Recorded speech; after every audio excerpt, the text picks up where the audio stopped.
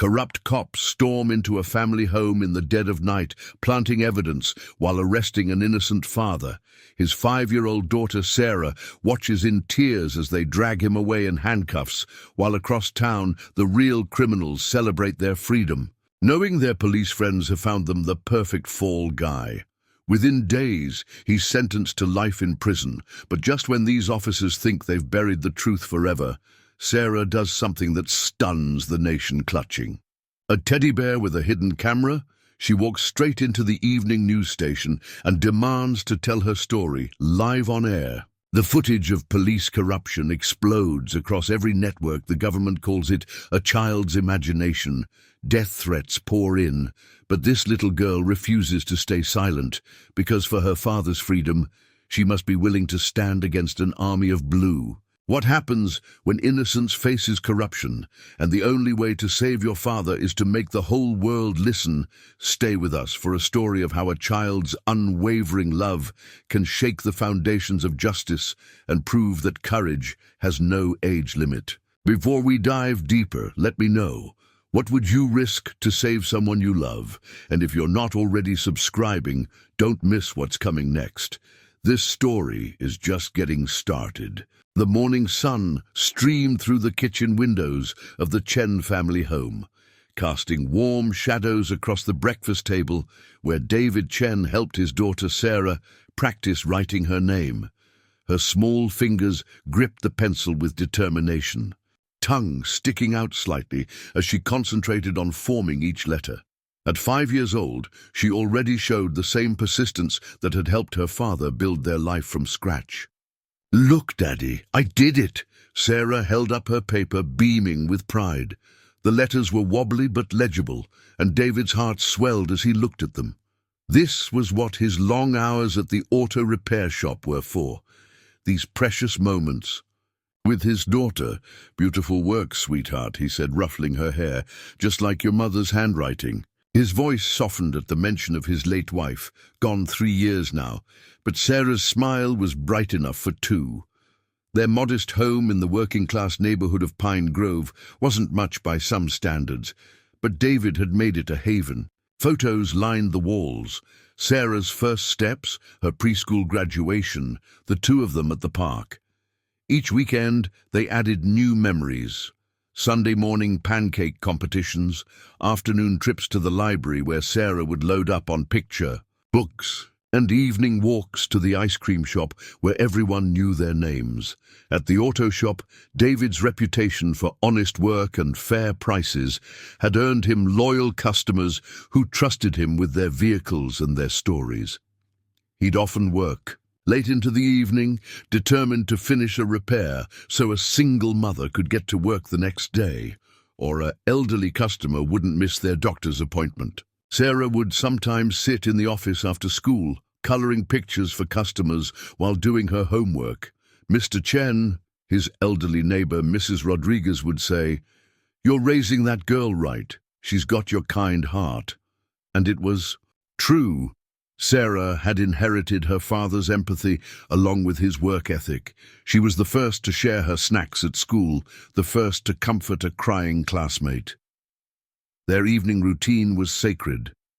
Dinner together at their small kitchen table, Sarah chattering about her day at kindergarten, while David listened intently to every word. Then bath time, where rubber ducks waged epic battles, and finally story time in Sarah's room, surrounded by the glow-in-the-dark stars they'd stuck on her ceiling together. "Tell me about Mommy again," Sarah would often request, snuggled under her favorite purple blanket, and David would share stories of the brave woman who'd crossed an ocean for a better life, who'd taught first grade until cancer took her too soon, who'd made him promise to give their daughter enough love for 2 parents. The community embraced them. On Christmas, they'd join Mrs. Rodriguez's big family gathering. During Chinese New Year, neighbors would crowd into their home for David's dumplings, made from his mother's recipe. Sarah's teacher, Ms. Thompson, often remarked how the little girl's essays about her father brought tears to her eyes. That spring, David had started a college fund for Sarah, tucking away a portion of every paycheck.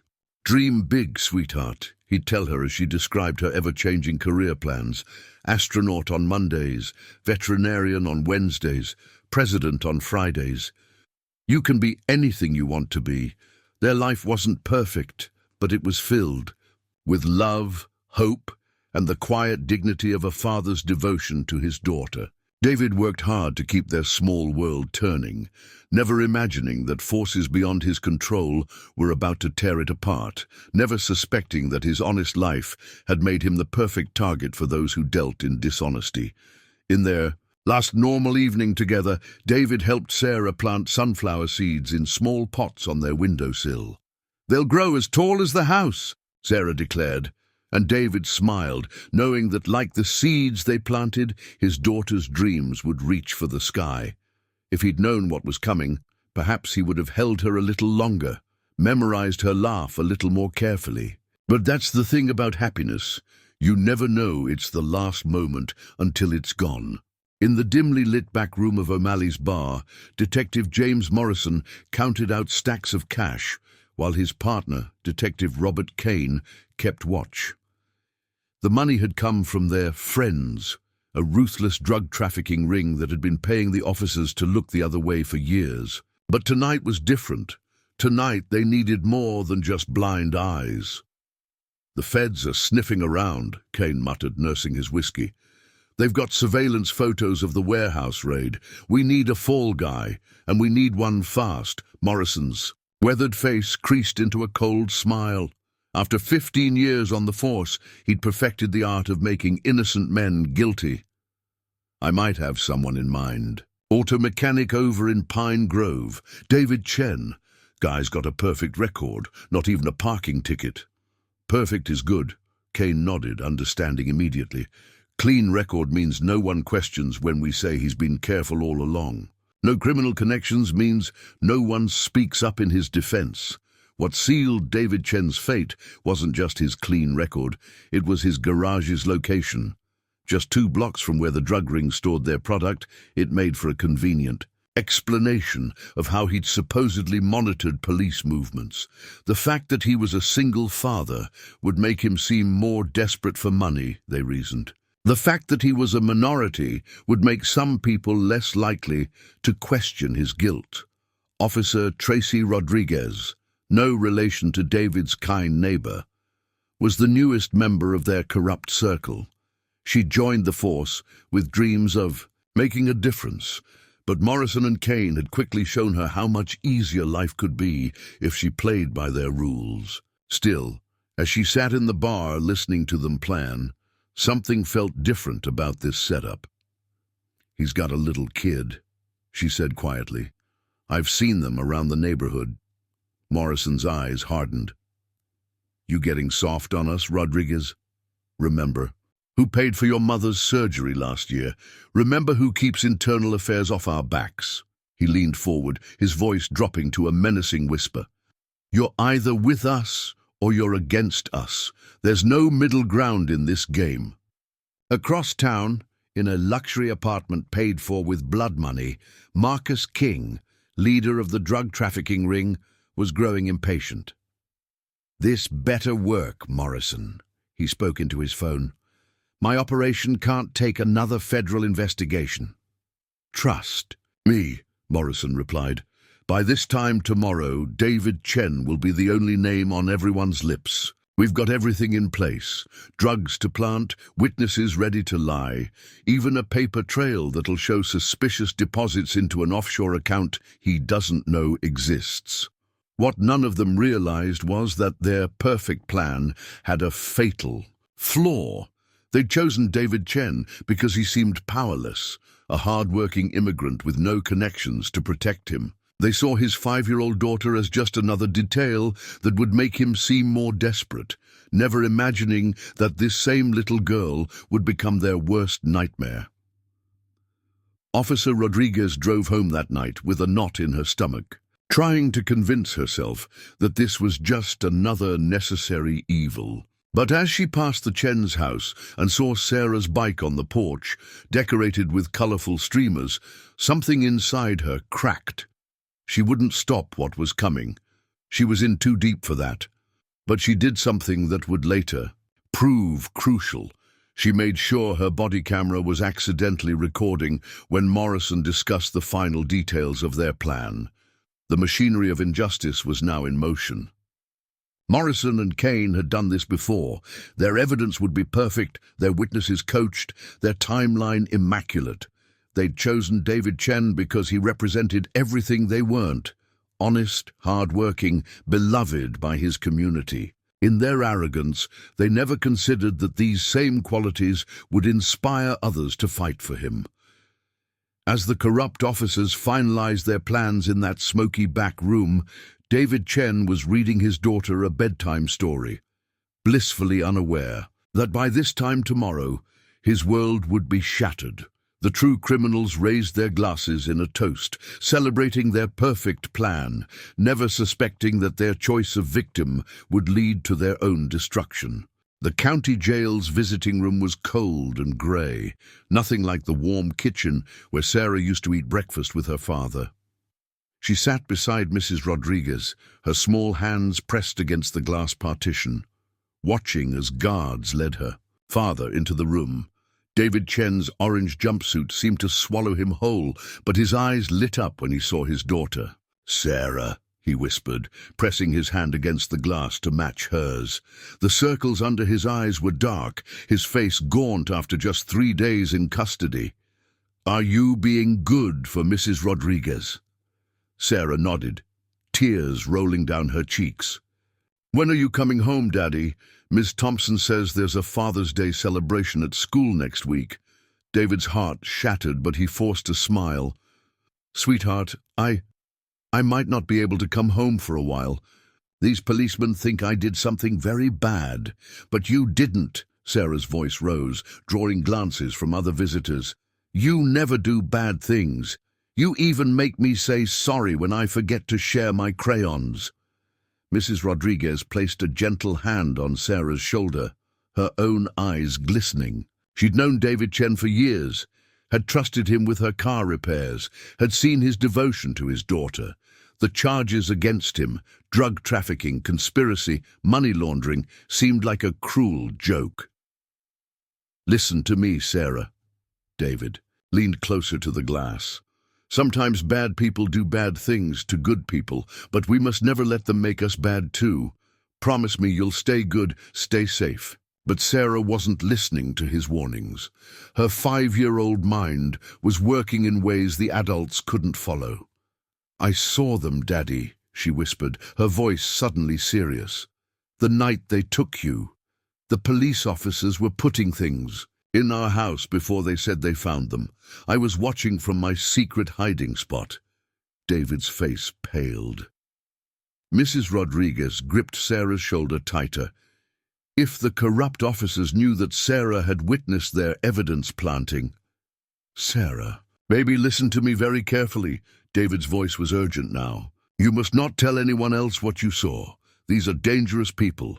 Promise me you'll stay quiet and safe." But Sarah had inherited her father's determination, along with his sense of justice. "I promise to be safe, Daddy," she said carefully.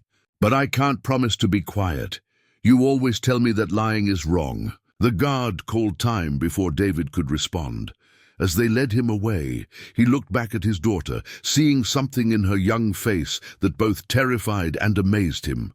The same quiet strength her mother had shown fighting cancer, the same unwavering determination he'd taught her to face life's challenges with. That evening, as Mrs. Rodriguez tucked her into bed in the guest room that had become her temporary home, Sarah hugged her teddy bear tight. It was a special bear, one her father had given her for her last birthday. What nobody knew, not even Sarah yet, was that this bear was about to change everything, because inside that bear, accidentally activated by Sarah's tight hug, was a nanny cam that Mrs. Rodriguez had helped David set up months ago to keep an eye on Sarah's previous babysitter. A nanny cam that had been running that night, its tiny lens pointed perfectly through the bedroom door crack, capturing every moment of the corrupt officers planting evidence in their home. As Sarah drifted off to sleep Her father's words echoed in her mind. Sometimes bad people do bad things to good people. But she'd also remembered something else he always said. If you see something wrong and you can make it right, you have to try. In her dreams that night, Sarah was already forming a plan. She didn't know about the camera yet, but she knew what she'd seen. And somehow, someway, she was going to make sure everyone else saw it too, because that's what her daddy had taught her. The truth always finds a way. 3 days after visiting her father, Sarah sat cross-legged on Mrs. Rodriguez's guest bed, surrounded by the few possessions they'd been allowed to take from her home. The police had sealed off their house as a crime scene, but they'd let her grab her favorite teddy bear, the one she'd named Justice, after her father explained what the word meant. He fights for what's right, she'd told her dad when she chose the name. Now, as she hugged Justice tight, she noticed something odd, a small, hard spot in his belly that hadn't been there before. Curious, her small fingers explored the bear's fur until she found a tiny zipper cleverly hidden in the seam. Inside was something that looked like the tiny camera her class used for their science projects, but different. A small red light blinked steadily. "Mrs. Rodriguez," Sarah called out, her voice trembling with excitement. "I found something." Mrs. Rodriguez hurried in, wiping her hands on her apron. Her eyes widened as she saw the device. "Dios mío," she whispered, suddenly remembering. "The nanny cam. David installed it months ago when he was worried about your last babysitter. We forgot it was still there." Her hands shaking, Mrs. Rodriguez carefully extracted the device. Years of watching her grandson fix computers had taught her enough to know this model stored its footage on a memory card. She found it just as Sarah's old babysitter had shown her. In case of emergencies, they'd said. They huddled together over Mrs. Rodriguez's ancient laptop, plugging in the memory card. The video files were organized by date. Sarah's small finger pointed to one marked with the night of her father's arrest. The footage was dark but clear. Through the crack of Sarah's bedroom door, they could see the hallway and part of the living room. 3 police officers entered first, without a warrant, without knocking. Detective Morrison pulled evidence bags from his jacket, bags that would later be discovered in their search. Detective Kane stood guard while Officer Rodriguez lingered uncertainly by the door. "Plant it all," Morrison's voice came through, clearly. "Make it look good. This Chinese guy's going down for everything. He's not Chinese, he's Vietnamese," Officer Rodriguez muttered. But nobody listened. They watched in silent horror as the officers scattered their planted evidence throughout the house. Only then did they start the official raid, breaking down the door they'd already unlocked, shouting about a warrant they hadn't had when they entered. Sarah's small hands clenched into fists as she watched them drag her father away. The camera caught Morrison's satisfied smirk as he turned to leave. "Let's see him explain this away. By the time we're done, he'll be lucky to see his kid graduate high school." Mrs. Rodriguez quickly closed the laptop as the footage ended, her face pale. "Santa Maria, we have to take this to the police." But Sarah, with the simple wisdom of a child who'd just watched corrupt police frame her father, shook her head. "They are the police," she said quietly. "We need to show everyone." She remembered how her father had once taken her to the local news station on a school field trip. The reporter, Miss Jenkins, had told them that news teams worked to show people the truth. Sarah had been fascinated by the big cameras and bright lights. "The news," she said firmly, looking up at Mrs. Rodriguez. "They can show everyone what really happened." Mrs. Rodriguez hesitated. These were dangerous people they were dealing with. But looking at Sarah's determined face, she saw the same quiet strength she'd always admired in David. And wasn't this what she'd taught her own children? That the truth was worth fighting for? Carefully, they made a copy of the video file. Sarah insisted on bringing Justice the bear. He helped catch the bad guys. He should see them get in trouble. As they prepared to leave for the news station, Mrs. Rodriguez said a quiet prayer. She knew they were about to start something big, something dangerous, something that could either save David Chen or put them all in even more danger. But watching Sarah clutch her teddy bear with such determination, she also knew there was no turning back. Sometimes, she realized, the biggest acts of courage come in the smallest packages. Channel 7 News was just wrapping up their afternoon editorial meeting when the receptionist's voice crackled over the intercom. "Ms. Jenkins, there's a little girl here with her grandmother. She says it's about police corruption. She won't leave until she talks to you." Rebecca Jenkins had been a journalist for 15 years, long enough to know that sometimes the biggest stories come from the most unexpected sources. Still, nothing prepared her for the sight of 5-year-old Sarah Chen standing in the lobby, clutching a teddy bear and looking far too determined for someone so small. "You came to my school," Sarah said before Rebecca could speak. "You said news people show the truth. I have truth that needs showing." Mrs. Rodriguez stood nervously behind her, hands clasped. "Please, just watch what we found. For 5 minutes." Something in their expressions made Rebecca pause. She'd been about to gently turn them away, but 15 years of instinct told her to listen.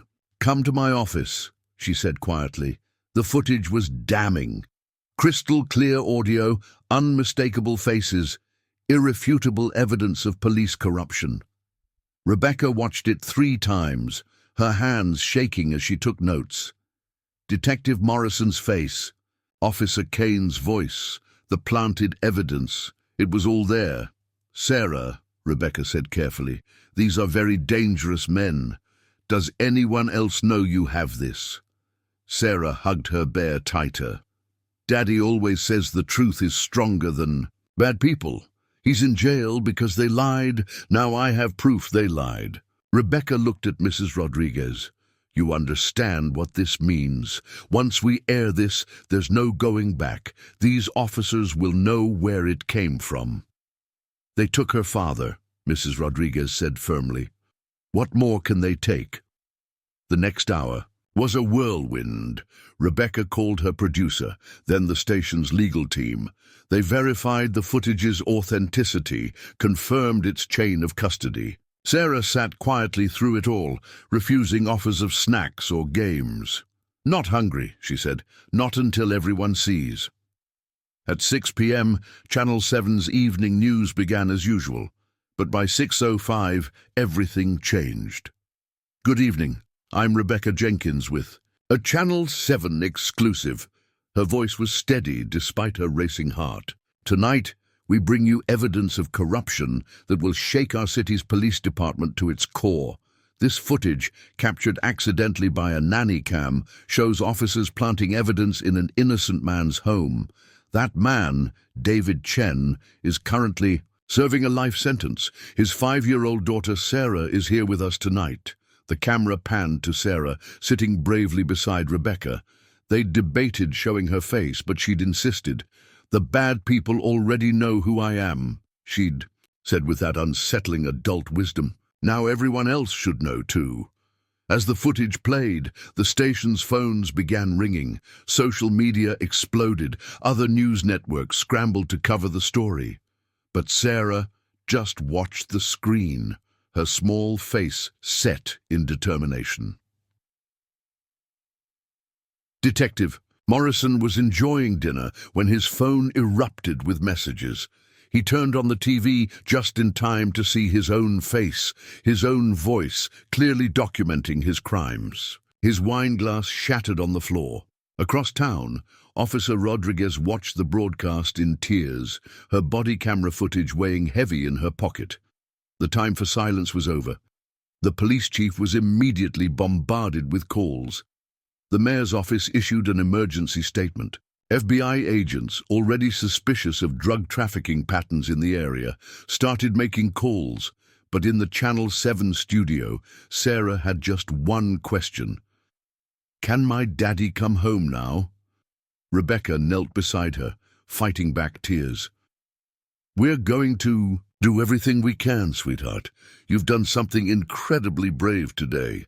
As the story went viral, as clips spread across social media, as hashtags started trending, the world began to see what one little girl had known all along, that sometimes the smallest voice can speak the loudest truth. Sarah finally accepted, a cookie from the newsroom staff, watching the chaos unfold around her. "Justice helped," she said, hugging her bear. Nobody except Mrs. Rodriguez understood that she meant more than just the bear's name. By midnight, Sarah's story had exploded beyond anyone's expectations. Major networks interrupted their regular programming to show the footage. Social media couldn't get enough of the little girl who'd outsmarted corrupt cops with her teddy bear. The justice for Chen and not Sarah's bear were trending nationwide. "A 5-year-old girl has done what internal affairs couldn't," CNN's anchor declared, her voice tight with emotion. "She's exposed what appears to be systematic corruption in the Pine Grove Police Department." Mrs. Rodriguez's phone wouldn't stop ringing. Reporters camped outside her house, hoping for a glimpse of Sarah. But the little girl was already gone, whisked away to a safe location by FBI agents who'd been investigating drug trafficking in the area for months. "Your daughter's video is the missing piece we've been looking for," Agent Teresa Martinez told David Chen in a hastily arranged prison visit. "We suspected corruption, but couldn't prove it. Until now."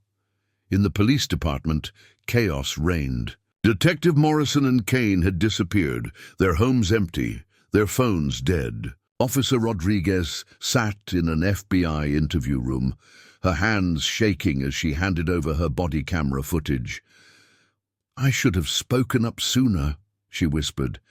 "That little girl showed more courage than all of us combined." The mayor called an emergency press conference. "I am shocked and appalled," she announced, though leaked emails would later show she'd ignored complaints about these officers for years. "We will investigate every case these officers have touched." Sarah watched it all from a safe house, curled up with Justice the Bear while FBI agents stood guard. "Look, Daddy," she said to the TV when they showed his photo. "Everyone knows you're good now." More victims started coming forward. Other families who'd lost loved ones to Morrison and Kane's false arrests. A former rookie cop who'd been forced out after threatening to report them. Small business owners who'd been extorted for protection money. Marcus King, the drug lord who'd paid the corrupt cops, tried to flee the country but was caught at the Canadian border. His arrest led to a cascade of revelations about police corruption across 3 states. National civil rights organizations rallied around the case. When a child has to expose police corruption because adults won't, we have failed. As a society, their spokesman declared. But Sarah Chen has shown us the way forward. The public was captivated by Sarah's story. Artists created paintings of a little girl facing down a wall of blue with just a teddy bear. Children sent her letters. A Grammy-winning singer wrote a song called Sarah's Justice. But perhaps the most powerful moment came when a veteran police officer, speaking anonymously, appeared on 60 Minutes. "I've been on the force 30 years, he said, wiping away tears. "And it took a 5-year-old to remind me why I became a cop in the first place, to protect the innocent, to serve the truth." Mrs. Rodriguez watched over Sarah in the safe house, marveling at how the little girl seemed to take it all in stride. "Will they make a movie about justice?" she asked one evening, meaning her bear. "Daddy says movies help people remember important things." The media couldn't get enough of Sarah's story. Every detail became headline news. How she discovered the camera, her brave walk into the news station, her simple but powerful words about truth. Experts analyzed the psychological impact of her father's arrest, praised her resilience, marveled at her innate sense of justice. But Sarah remained focused on one thing only. Each night she would kiss her bear and whisper, "Soon, Daddy, soon you'll come home." She didn't care about being a symbol or a hero, she just wanted her father back. As the week drew to a close, A new hashtag began trending. Be like Sarah. It became a rallying cry for standing up to corruption, for speaking truth to power, for believing that one small voice could change the world. Because that's exactly what Sarah Chen had done, with nothing but a teddy bear and an unwavering belief in the truth. She'd started a movement that would change not just her father's fate, but the entire justice system. Not everyone celebrated Sarah's courage. As the story gained momentum, darker forces began to move against her. The first threat arrived at Mrs. Rodriguez's house in an unmarked envelope. Photos of Sarah walking to school, playing in the yard, sitting in the news station. The message was clear: we're watching. Agent Martinez slammed her fist on her desk when she saw the photos. They're trying to scare a 5-year-old, she growled, ordering immediate protection for both Sarah and Mrs. Rodriguez. The safe house location was changed that night. Anonymous calls flooded the police tip line, trying to discredit David Chen. Suddenly, witnesses appeared claiming they'd bought drugs from him for years. A smear campaign began on social media, suggesting the nanny cam footage was doctored. Are you sure you want to stick to your story? A lawyer representing the police union asked Sarah during a recorded interview. Sometimes little girls get confused about what they see. He'd spoken in a syrupy, sweet voice that made Sarah think of the medicine she had to take when she was sick. I'm not confused, she'd replied, her small voice steady. They're the ones who lied. The threats escalated. Mrs. Rodriguez's car brakes were tampered with, thankfully discovered during a routine FBI security check. A small fire started mysteriously in the backyard of Rebecca Jenkins's home. The message was always the same: back off or else, but each threat only strengthened public support. When news of the intimidation leaked, thousands gathered outside the police station in protest. Leave Sarah alone, their signs demanded. Protect truth-tellers. Sarah watched the protests on TV from her third safe house in 2 weeks. They're scared of my bear, she told Agent Martinez, hugging Justice tight, because he showed everyone the truth. The FBI uncovered a complex network of intimidation. Morrison and Kane, still in hiding, were coordinating with dirty cops in other precincts. They'd laundered money through shell companies, blackmailed witnesses, destroyed evidence in dozens of cases. Your daughter has opened Pandora's box, Agent. Martinez told David Chen during another prison visit, we're finding corruption going back decades. But the cost of exposure was high. Mrs. Rodriguez's grandson lost his job at a company with police contract connections. Rebecca Jenkins received death threats. Even Sarah's kindergarten teacher was harassed for speaking positively about the Chen family on TV. Still, Sarah remained unnaturally calm. When Agent Martinez asked if she was scared, the little girl shook her head. Daddy says being brave doesn't mean you're not afraid. It means you do the right thing anyway. The safe house became a fortress of support. FBI agents took turns reading Sarah bedtime stories.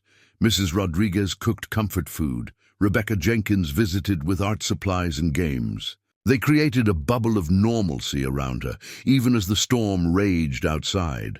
Late one night, as Mrs. Rodriguez tucked her in, Sarah asked a question that broke everyone's hearts. Do you think the bad people will ever let Daddy come home? But before Mrs. Rodriguez could answer, Sarah hugged Justice tighter and answered her own question. They have to, because the truth is stronger than lies. Daddy taught me that. As threats continued to pour in, as the corruption fought desperately to maintain its power, a 5-year-old girl slept peacefully with her teddy bear, unaware that her simple belief in truth was more powerful than all their intimidation combined. The turning point came from an unexpected source.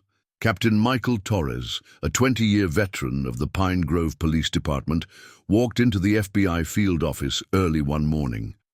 His hands shook as he placed a thick folder on Agent Martinez's desk. I've been collecting evidence for years, he said quietly. Reports that disappeared, witness statements that were altered, money that couldn't be explained. I was too much of a coward to come forward." He paused, his voice breaking. "But if a 5-year-old girl can risk everything for justice, how can I do any less?" His evidence corroborated everything Sarah's video had shown, and more. Morrison and Kane's corruption went deeper than anyone had imagined, touching judges, prosecutors, even city officials. More allies emerged. Judge Patricia Chen, no relation to David, contacted the FBI about suspicious patterns in case assignments. "Every major drug case somehow ended up in Judge Williams' court," she explained.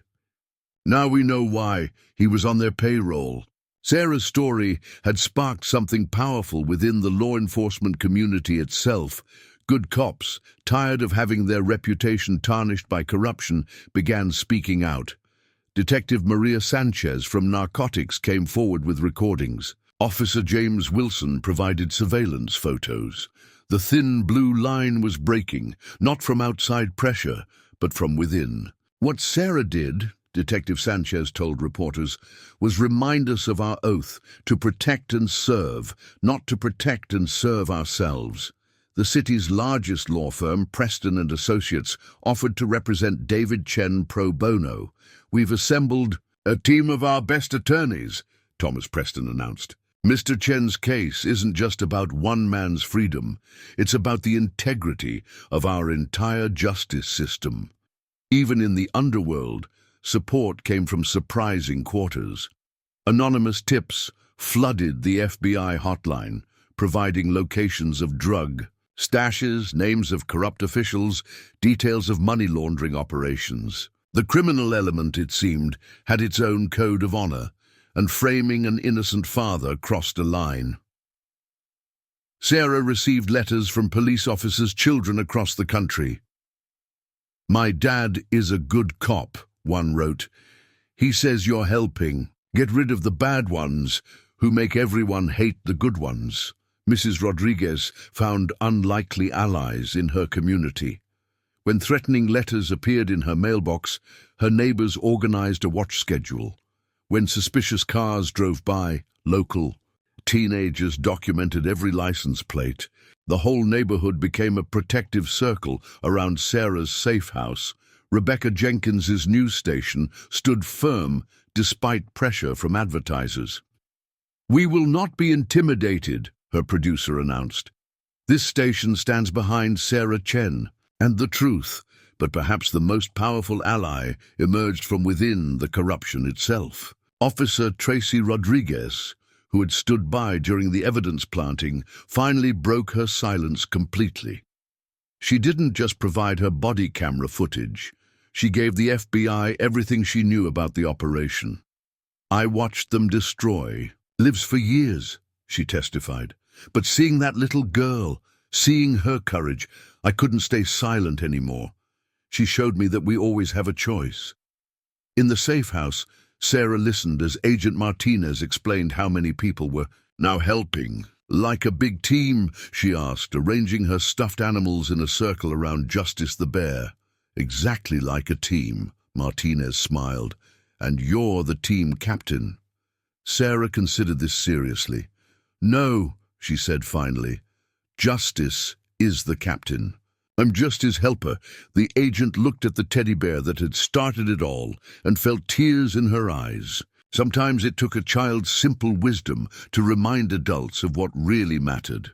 That night, as news broke of more officers coming forward, more evidence emerging, more support building, Sarah slept peacefully. Her small army of stuffed animals stood guard around justice, just as a growing army of allies stood guard around her truth. The FBI's evidence room looked like a spider web made of red strings and photographs. Agent Martinez stood before it, connecting new dots as Captain Torres's intel led them deeper into the corruption. What had started with Sarah's teddy bear footage had become a massive federal investigation. "Look at this," she told her team, pointing to a complex money trail. Morrison and Kane weren't just taking bribes from drug dealers. They were running their own operation. Every innocent person they framed created a vacuum in the market that their real partners could fill. The numbers were staggering. offshore. Accounts hidden behind shell companies revealed millions in dirty money. But it wasn't just about the cash, it was about power. Each false arrest strengthened their control over the city's underworld. David Chen's case had been chosen specifically because his auto shop sat at a crucial distribution point. They didn't just want him out of the way, Agent Martinez realized. They wanted his property, the perfect front for their operation. The evidence kept mounting. Captain Torres's files revealed a pattern going back 15 years. Judge Williams hadn't just been accepting bribes, he'd been a full partner, using his position to ensure certain cases went their way. His sudden vacation to a non-extradition country made perfect sense now. Officer Rodriguez's testimony opened new doors. They had informants in every department, she explained, her voice heavy with shame. City planning, property records, even the school board. Anywhere they needed advance warning or paperwork to disappear. The corruption had spread like a cancer. Sarah's video had exposed not just a few dirty cops, but an entire shadow government that had been operating in plain sight. Every new piece of evidence revealed another layer of betrayal. Rebecca Jenkins and her investigative team uncovered a pattern in real estate deals. Properties seized in drug raids mysteriously ended up in the hands of shell companies. Business owners who refused to cooperate found themselves facing trumped-up charges. It's like a game of Monopoly, Thomas Preston observed, reviewing the evidence with his legal team, but they were playing with people's lives. The money trail led to surprising places. Politicians who had campaigned on law and order platforms were found to have suspicious deposits in their campaign accounts. Charity foundations that were supposed to help at-risk youth were actually laundering drug money. But the most damning evidence came from an unexpected source. Marcus King, the drug lord arrested at the Canadian border, decided to talk. They thought they were using me, he told federal prosecutors. But I kept receipts. Every meeting, every deal, every payoff. I knew this day would come. His evidence implicated not just Morrison and Kane, but dozens of officials across 3 states. The corruption wasn't confined to Pine Grove.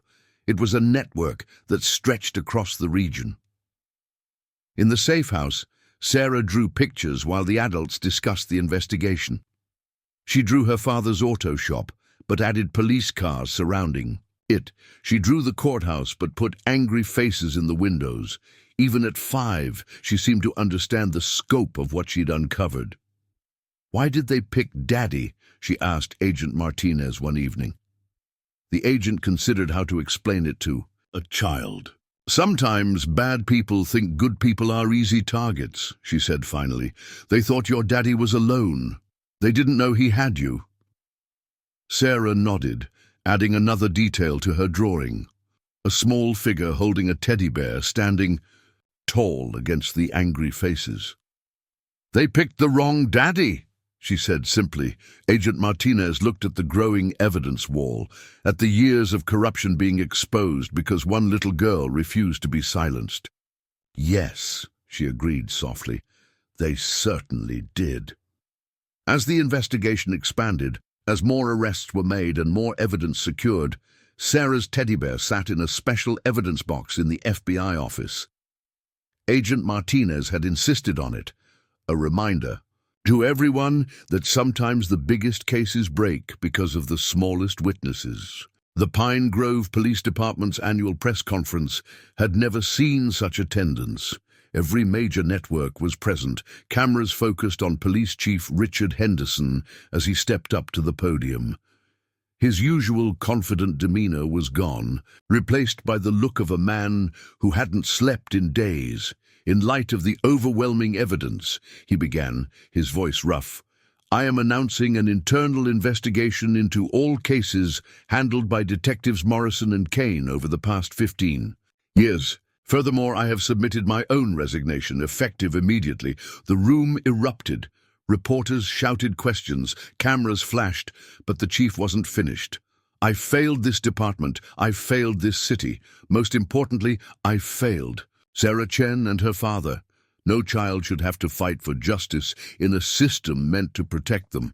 Across town, the city council called an emergency session. The gallery was packed with angry citizens holding signs with Sarah's picture and messages like "Truth wins" and "Children see everything." The council's attempts to maintain order were drowned out by demands for action. "We are establishing an independent oversight committee," the council president announced. "Every case, every arrest, every conviction connected to the corrupted officers will be reviewed. Additionally, we are creating a whistleblower protection program named in Sarah Chen's honor." The police department was in chaos. Internal affairs. Investigators from the state level took over the precinct. Officers were interviewed, records were seized, computers were confiscated. Those who had stayed silent out of fear now faced a choice: cooperate or face consequences. The thin blue line became a noose. Officer Rodriguez testified before the Oversight Committee. "They convinced us that speaking up would make us traitors, but the real betrayal was staying silent." Sarah watched the news coverage from the safe house, sitting in Agent Martinez's lap. "Are all the police in trouble?" she asked, worried. Despite everything, she still remembered the kind officer who had given her a sticker badge during her school's safety day. "No, sweetheart," Martinez assured her. "The good police officers are helping us catch the bad ones. You helped them be brave enough to do the right thing." The pressure for reform spread beyond Pine Grove. Other cities began examining their own departments. Police unions faced demands for greater transparency. Politicians who had opposed oversight suddenly changed their positions. The Sarah Chen effect, newspapers called it, the ability of undeniable truth to break through walls of institutional protection. Her story became a case study in police reform classes. Law enforcement academies added ethics courses specifically discussing the case. The FBI's investigation gained new resources. "This is now our highest priority," the director announced. "When corruption reaches this level, it threatens the very foundation of justice." Thomas Preston's legal team filed motions for immediate review of David Chen's case. "Every hour this innocent man spends in prison is an indictment of our system," he argued before the appeals court. His 5-year-old daughter had to risk everything to expose the truth. How many others haven't been so fortunate? The pressure wasn't just institutional, it was personal. Officers who had worked with Morrison and Kane faced scrutiny in their communities. Their children were asked questions at school. Their spouses faced whispers at the grocery store. The cost of complicity became impossible to ignore. In the safe house, Sarah added to her growing collection of drawings. This one showed police officers, but instead of angry faces, they wore smiles. "The good police are winning," she explained. To Mrs. Rodriguez, the old woman hugged her close, marveling at how this child could still see hope in a system that had hurt her so badly. "Yes, mi amor," she said softly. "Thanks to you, they are." As the department scrambled to reform, as the city rushed to make changes, as the whole system shuddered under the weight of exposure, Sarah's simple faith in justice remained unshaken. She knew what all the adults were slowly learning, that sometimes it takes a child's clarity to show the way forward. Marcus King's testimony opened floodgates that no one could close. From his luxury cell in federal custody, the drug lord laid bare the darkest secrets of Pine Grove's corruption. His revelations made Sarah's teddy bear evidence look like just the tip of an iceberg. Morrison and Kane weren't just taking bribes, he explained to federal prosecutors. They were the architects of the whole operation. Every innocent person they framed created a power vacuum in their neighborhood. Then their real partners would move in, taking over the territory. The pattern was devastating in its simplicity. First, identify a respected community member, a small business owner, a teacher, a parent. Someone people trusted.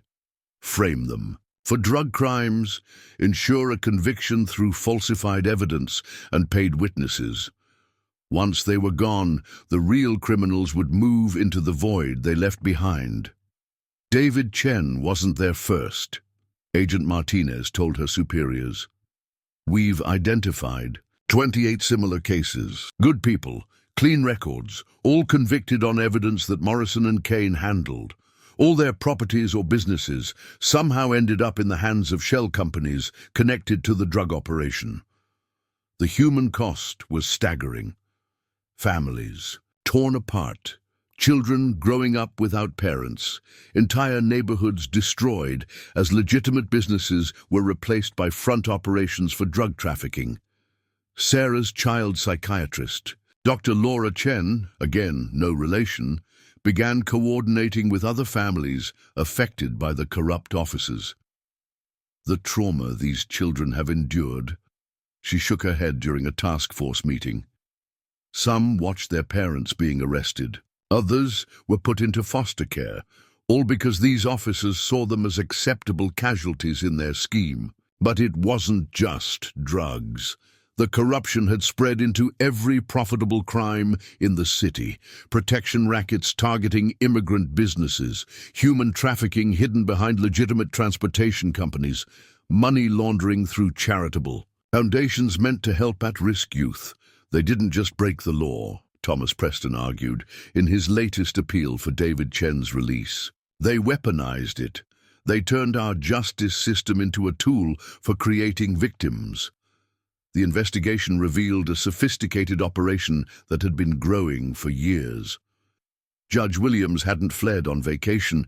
He'd been murdered, his suicide note forged after he threatened to expose the truth. 3 witnesses who had testified against David Chen had mysteriously disappeared months before Sarah's video surfaced.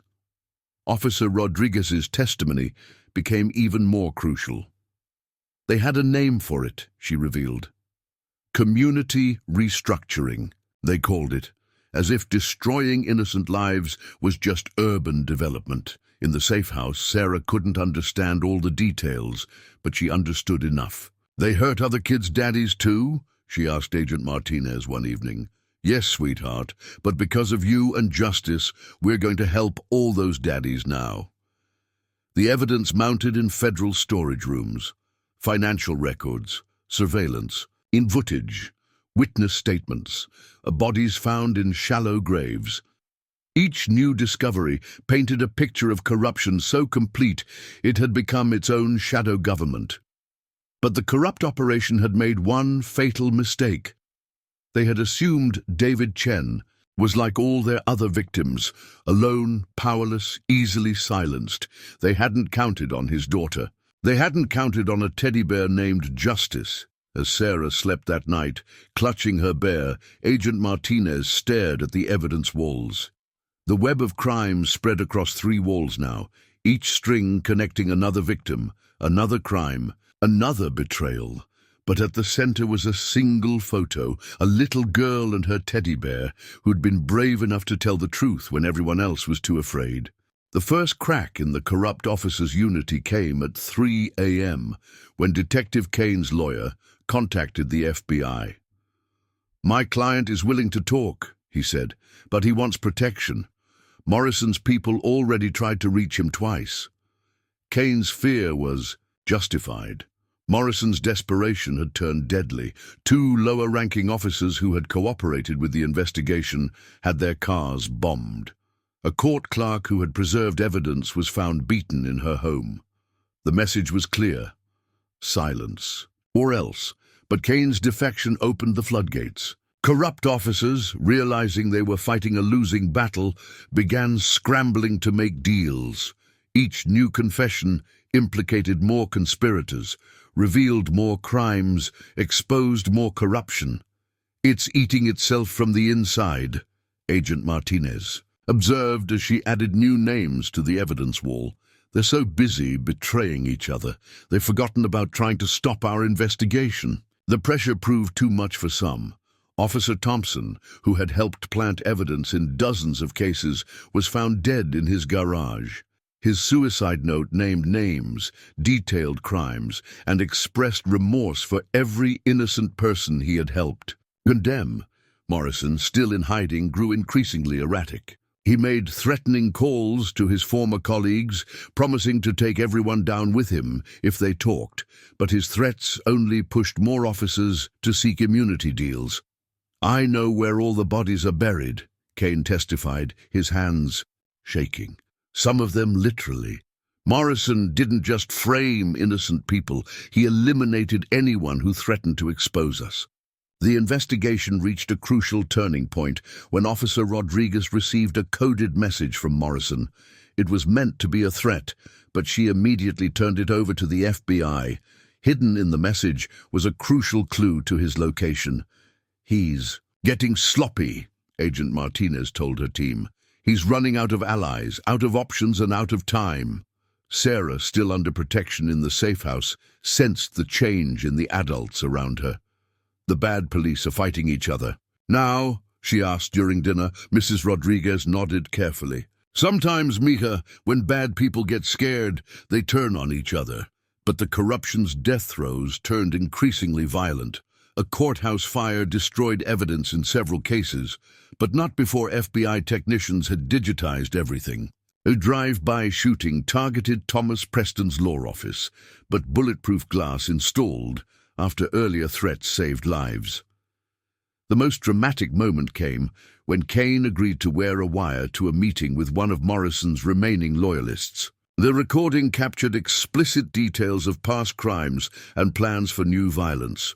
"Morrison's lost it," the loyalist confided. "He's talking about taking out the kid. Says if he's going down, he's taking everyone's hope with him." The FBI moved Sarah and Mrs. Rodriguez to a new safe house within the hour. The threat against a 5-year-old girl proved to be the final straw for many who had been straddling the fence. "I signed up to be a cop, not a child killer," one officer told Internal Affairs, bringing with him years of documented corruption. As the system continued to crack, as former allies became informants, as the corrupt turned on each other in a desperate bid for leniency, Sarah remained remarkably calm.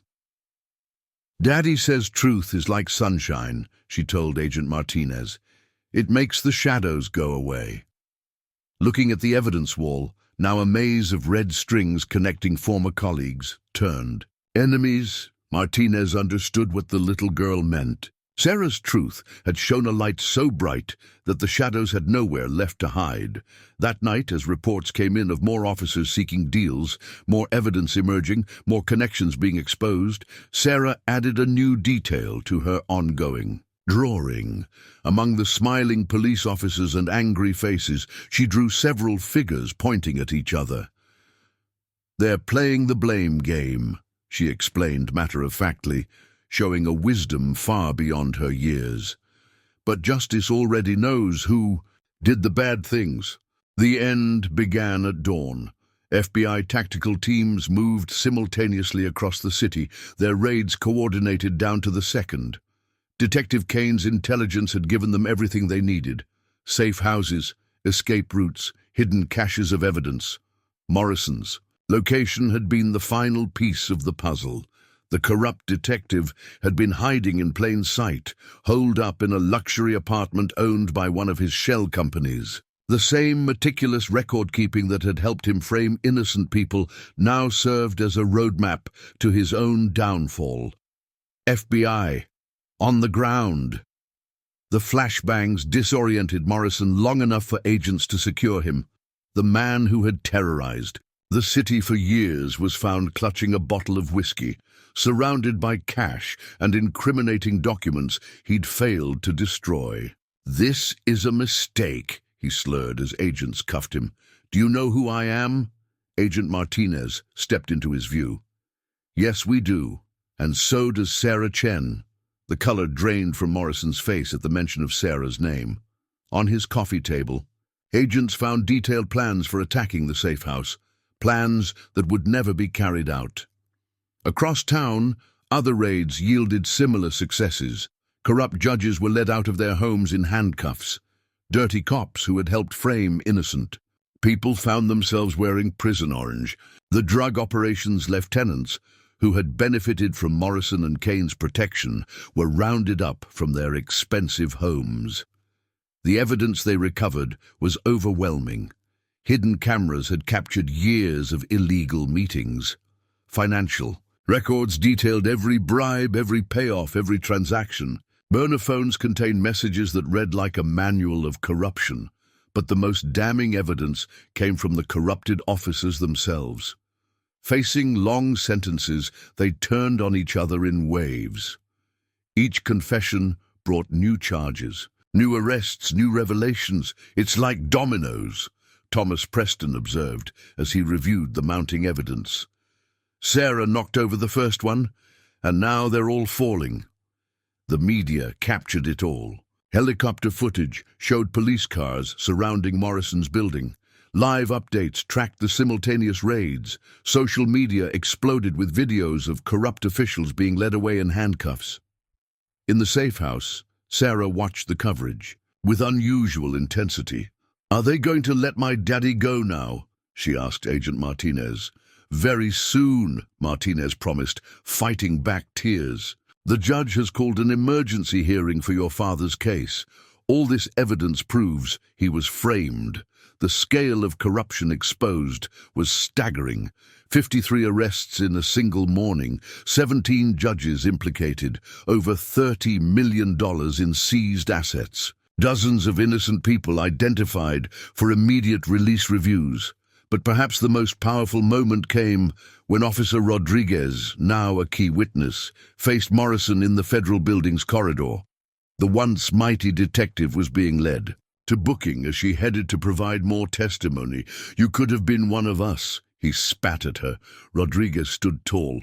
"No, thanks to Sarah Chen, I could be something better. I could be honest." The evidence room had to be expanded to handle all the seized materials, boxes of documents, hard drives, surveillance footage, each piece corroborating what a teddy bear's hidden camera had first exposed. The complete corruption of those. Meant to protect and serve, Sarah added to her ongoing drawing that evening. Now she drew police cars surrounding buildings, people in handcuffs, and judges looking sad. But in the center, she drew something new. Her father walking out of a building, smiling. "Is that what you think will happen next?" Mrs. Rodriguez asked softly. Sarah nodded, adding one final detail, herself and Justice the Bear, waiting with open arms. "The truth won," she said simply. "Now Daddy can come home." As night fell over Pine Grove, the city felt different. The shadow of corruption that had darkened its streets for so long was finally lifting, and it had all started because a little girl and her teddy bear had dared to show the world what truth looked like. The courthouse had never been so packed. Every seat was filled, the hallways crowded with media, supporters, and families of other wrongfully convicted individuals. At the center of it all was Thomas Preston, surrounded by his legal team, preparing to present the mountain of evidence that would free David Chen. The case against Mr. Chen wasn't just flawed. Preston addressed Judge Martinez, no relation to the FBI agent. It was a criminal act in itself. Every piece of evidence was planted, every witness was coerced, every document was falsified. The new district attorney, appointed after her predecessor's arrest in the corruption sweep, stood to address the court. "Your Honor, the state not only supports Mr. Chen's immediate release, but offers its deepest apologies for this grave miscarriage of justice." One by one, the elements of the original case against David crumbled. The drugs found in his home, Morrison's team had planted them, documented by Sarah's teddy bear camera. The suspicious bank transactions, fabricated by the corrupt officers using stolen identities, the witness testimonies, all recanted, with signed affidavits explaining how they were threatened into lying. But perhaps the most compelling evidence, Preston continued, comes from the very officers who framed him. He played Cain's recorded confession, describing in detail how they had selected David, planted the evidence, and rigged the original trial. The judge, who had been reviewing case documents all night, took off her glasses. "I've been on the bench for 20 years, she said, her voice tight with emotion. "I've never seen such a complete and malicious fabrication of evidence against an innocent man." In the prison visiting room, David Chen watched the proceedings. Via video link, his hands trembling, Agent Martinez sat beside him, explaining each legal step, each motion, each ruling that brought him closer to freedom. "Your daughter did this," she told him softly. "She never stopped believing in you." The judge's decision was swift and unequivocal. "In light of the overwhelming evidence of innocence and the clear proof of criminal misconduct by law enforcement, I hereby vacate all charges against David Chen. Mr. Chen is to be released immediately. Furthermore," she continued, her voice growing stronger, "I am ordering a complete review of every case touched by the officers involved in this corruption." The courtroom erupted in cheers. Families of other wrongfully convicted individuals hugged each other, hope rekindling in their eyes. If David Chen could be freed, maybe their loved ones could be too. Preston's team immediately began processing the release paperwork. In cases of wrongful conviction, bureaucracy could still delay freedom by days or weeks. But the judge had anticipated. "I want him processed out today," she ordered the prison officials. "This man has spent enough time behind bars for crimes he didn't commit." The prison staff, many of whom had come to know David during his incarceration, moved with unprecedented speed. Guards who had witnessed his quiet dignity, his unwavering faith in his daughter, now worked to expedite his release. "Your paperwork's ready, Mr. Chen," the processing officer said, fighting back tears. "Your daughter did it. She really did it." Sarah, watching from the safe house with Mrs. Rodriguez, didn't fully understand the legal proceedings. But she understood. The smiles on everyone's faces, the tears of joy, the hugs being shared in the courtroom. "Is Daddy really coming home today?" she asked, clutching Justice the bear. "Yes, mi amor," Mrs. Rodriguez answered, her voice breaking. "Thanks to you and Justice, your daddy is coming home today." As the final documents were signed, as David changed out of his prison uniform, as the last bureaucratic hurdles were cleared, Sarah worked on her drawing. Now she added a new scene, the courthouse with a big sun shining above it, people smiling and hugging, and her father walking down the steps toward a little girl and her teddy bear. "Justice helped the real justice," she explained to Agent Martinez over the secure phone line. Martinez, standing in the courthouse, looked at the celebration around her, at the families crying tears of joy, at the system finally working the way it was supposed to. "Yes, sweetheart," she said. "Justice helped justice, and you showed us all how." The FBI safe house buzzed with nervous energy.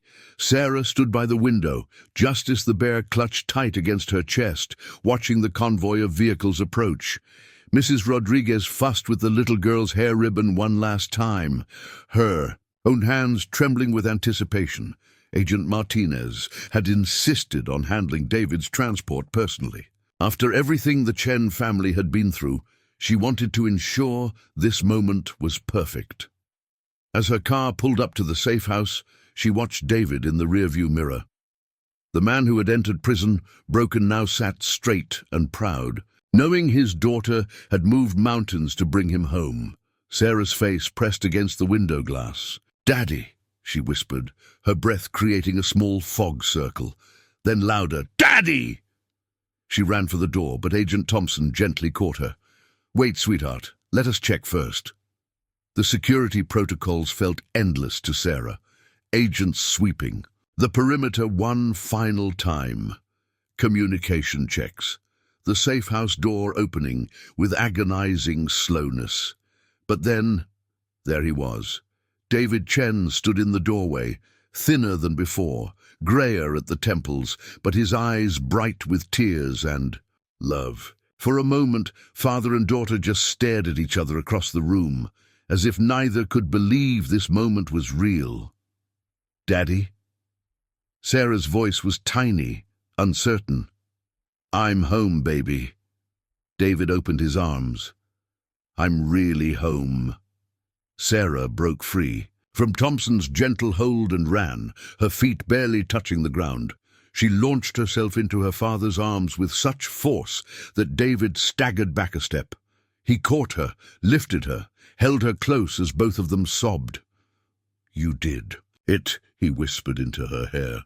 "My brave, brilliant girl. You did it." Sarah pulled back just enough to show him Justice the bear. "We did it together, Daddy. Justice helped. He showed everyone the truth." David laughed through his tears, remembering the nanny cam he'd installed so long ago. "Justice indeed," he said, hugging them both.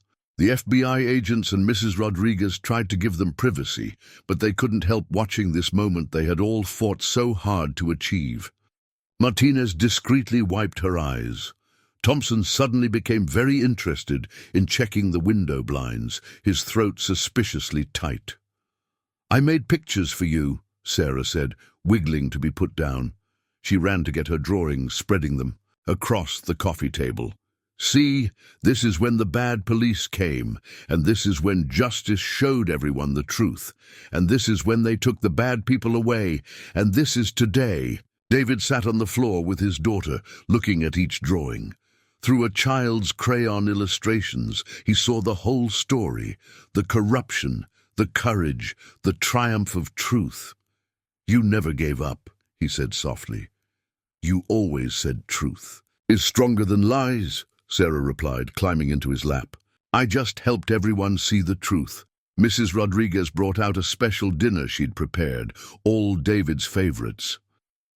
As they ate, Sarah refused to leave her father's side, as if afraid he might disappear again. She chatted non-stop, telling him about everything he'd missed, about the nice FBI agents, about how Mrs. Rodriguez made different pancakes than he did. David listened to every word, savoring each moment. He thanked the agents, tried to thank Mrs. Rodriguez, who waved him off with tears in her eyes, but mostly he just held his daughter, marveling at how this tiny person had brought down an empire of corruption.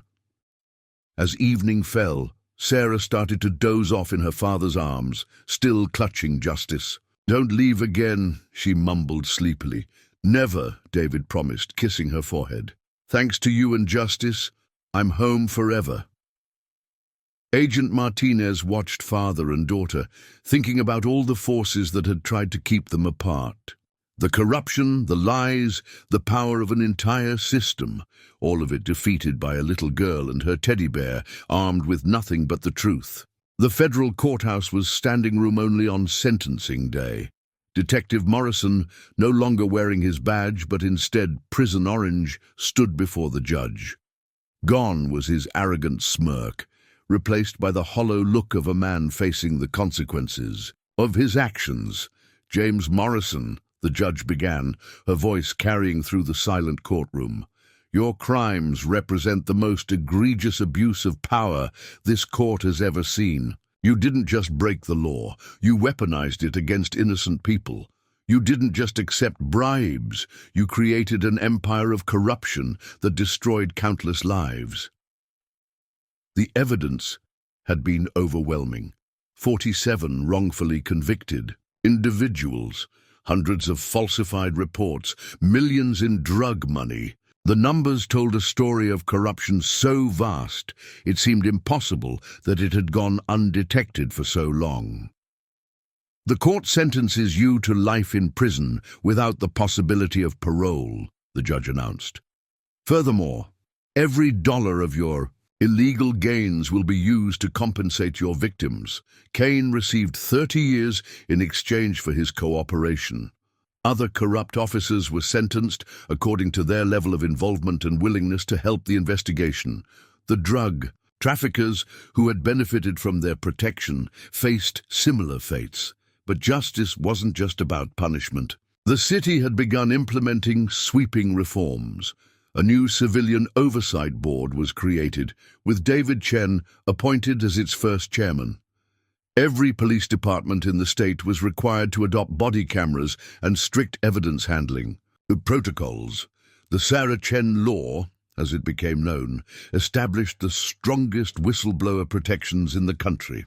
A special investigative unit was formed specifically to examine claims of police corruption, with Officer Rodriguez ironically appointed to lead it.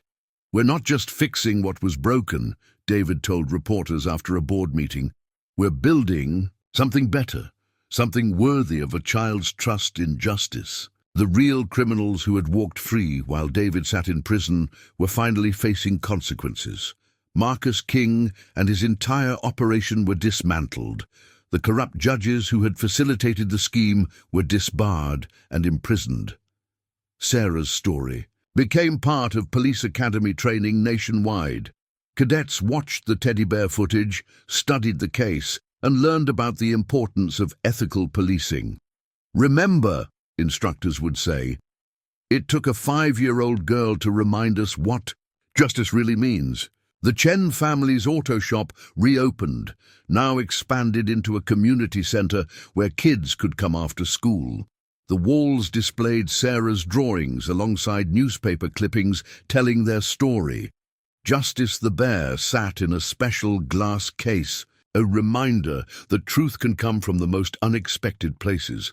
Other cities began examining their own departments, looking for similar patterns of corruption.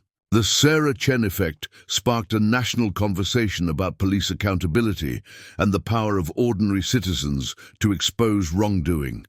The drug trade that had once flourished under corrupt protection withered without its law enforcement shield. Neighborhoods began to recover, small businesses reopened, communities torn apart by false arrests started to heal. But perhaps the most powerful change was in the relationship between police and the communities they served. New officers walked their beats, knowing they were being watched, not just by supervisors, but by every citizen with the courage to speak up. "Your daughter didn't just save you," Agent Martinez told David during the ceremony, establishing the oversight board. "She saved the whole system from itself." Sarah, sitting in the front row at the ceremony, didn't understand all the big words in the speeches, but she understood the smiles on people's faces, the tears in their eyes, the hope that had replaced fear. "Justice won, didn't he, Daddy?" she whispered, holding her father's hand. David looked at Morrison being led away in chains, at the new recruits taking their oath to serve and protect, at the families reunited by truth. "Yes, sweetheart," he replied. "Justice won in every way possible." 1 year later, Sarah Chen celebrated her 6th birthday in the park near her rebuilt home. The party was bigger than she'd expected, not just her school friends, but many of the people who had helped bring her father home. Agent Martinez brought her daughter, now Sarah's best friend. Mrs. Rodriguez made enough empanadas to feed an army. Officer Rodriguez, now Lieutenant Rodriguez, came with other reform-minded officers who had helped reshape the department. The auto shop across the street, restored and busier than ever, bore a new sign: Chen Family Auto and Community Center. Inside, beyond the repair bays where David still fixed cars with honest work and fair prices, a new space hosted after-school programs, community meetings, and training sessions for the Civilian Oversight Board. "Your daddy's famous now," one of Sarah's friends said, pointing at a magazine cover framed on the shop wall. It showed David and Sarah together under the headline, "How a Father's Love and a Daughter's Courage Changed a City."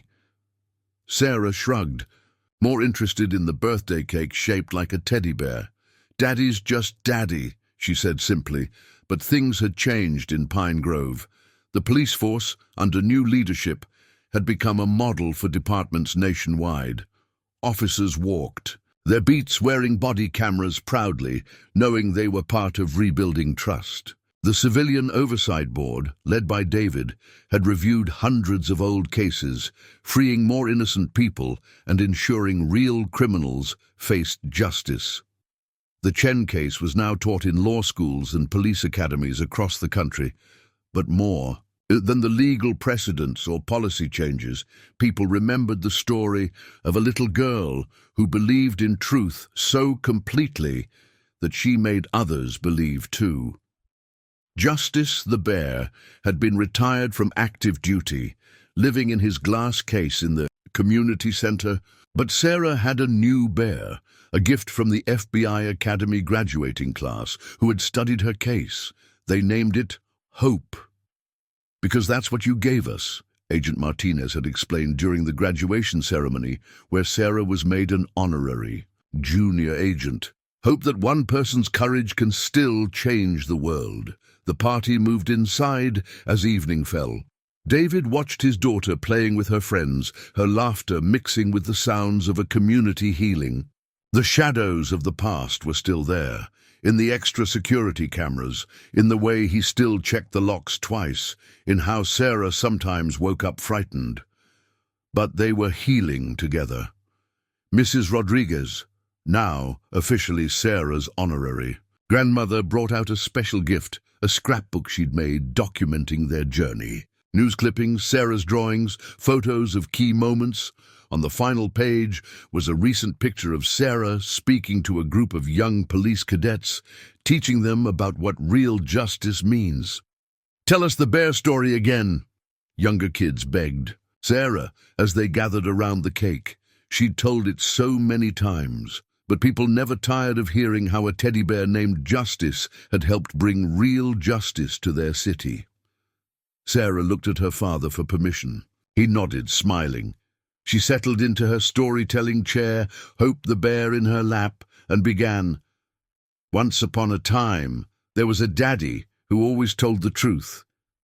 As she told the story, their story, David looked around at what they'd built. From the ashes of injustice, a stronger community, a reformed system, a new generation learning that the truth really does set you free. Later that night, as David tucked Sarah into bed, she asked the question she sometimes still worried about.